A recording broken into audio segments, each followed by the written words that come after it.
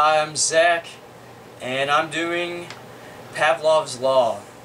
Ivan Pavlov, a Russian psychologist, used classical conditioning, which is a type of learning in which a neutral stimulus comes to elicit a response after being paired with a stimulus, such as food, that naturally brings about that response. The neutral stimulus will be the word treat, and the unconditioned stimulus will be the food that I'll be showing my dog. The unconditioned response is a natural, innate, reflexive response that is not associated with previous learning. The conditioned stimulus will be used to decept my dog to do a conditioned response in coming for the food. This will be Pavlov's Law. Okay, I'm going to use the word treat as my neutral stimulus, and I'm going to use this treat right here, my dog treat for Romeo, is going to be the unconditioned stimulus.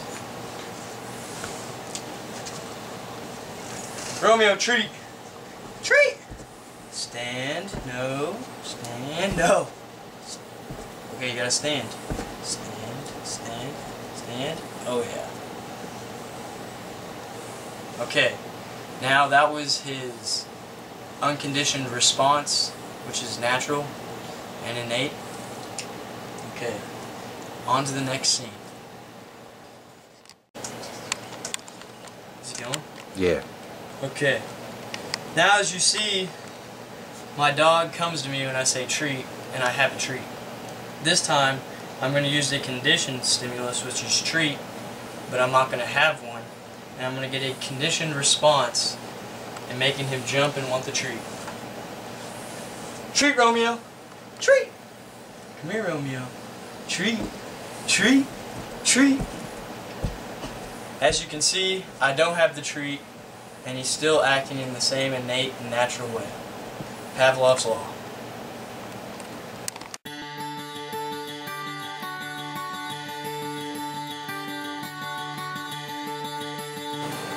Okay, now I'm going to do long-term memory modules.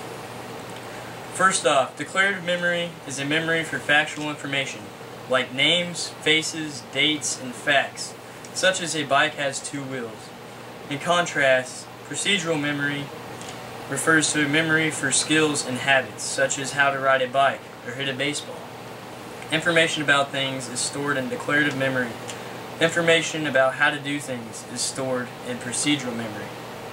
Okay, my brother's going to ask me some questions, which is going to show you guys an example of what declarative memory is. When were you born? October 12th, 1993. Any more brain busters? How tall are you? 5'11". What is your weight? I weigh 160 pounds. What base on the field do you not want to make your first out on? Tuffy. But he didn't get me. Third base. Okay, he just asked me 4 questions, which are very common in my lifestyle, which would be in my declarative memory.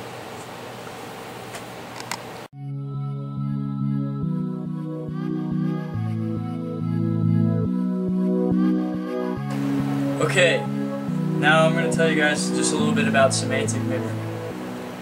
It is a memory for general knowledge and facts about the world, as well as memory for the rules of logic that are used to deduce other facts. Because of semantic memory, we remember that the zip code for Beverly Hills is 90210, that Mumbai is on the Arabian Sea, and that memory is an incorrect spelling of memory. Thus, semantic memory is somewhat like a mental almanac of facts. Okay, Bart's going to ask me some questions that I'll have to use my semantic memory for. What nation do we live in? United States of America. Who is the current president? Barack Obama. What color is the grass? Green.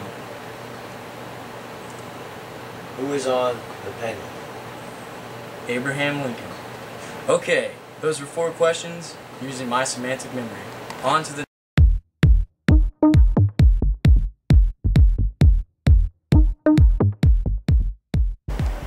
Okay, I'm going to do episodic memory now.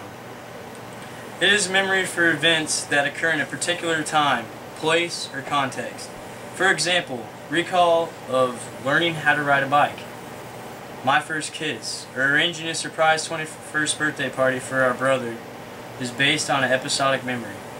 Episodic memory relate to a particular context.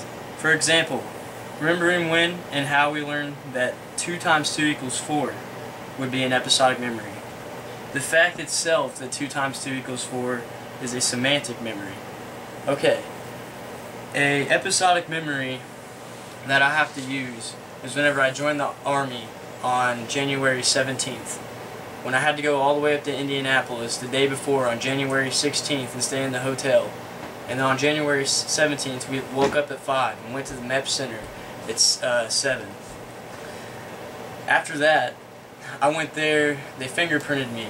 I had to go through medical for 6 hours, enduring needles in my body, drug tests.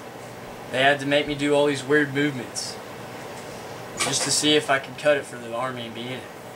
I remember the room that I had to swear in at, and it had every flag of all of our nations and states, and General Conway was in there, and we had to repeat every word he said, that we have to defend the Constitution no matter what, and we vowed that we would, and that's how I'm in the Army today.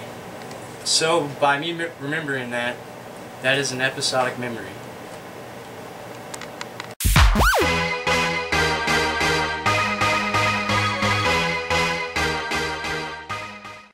In the earlier sing, I read off what procedural memory was, and it's just remembering how to do something. So, I remember how to do a push-up, so I'm going to demonstrate. Do 10. 5, 6, 7, 8, 9, 10. I learned how to do a push-up when I was in kindergarten. Now I'm going back to episodic memory when I was in PE. And our teacher made us do push-ups.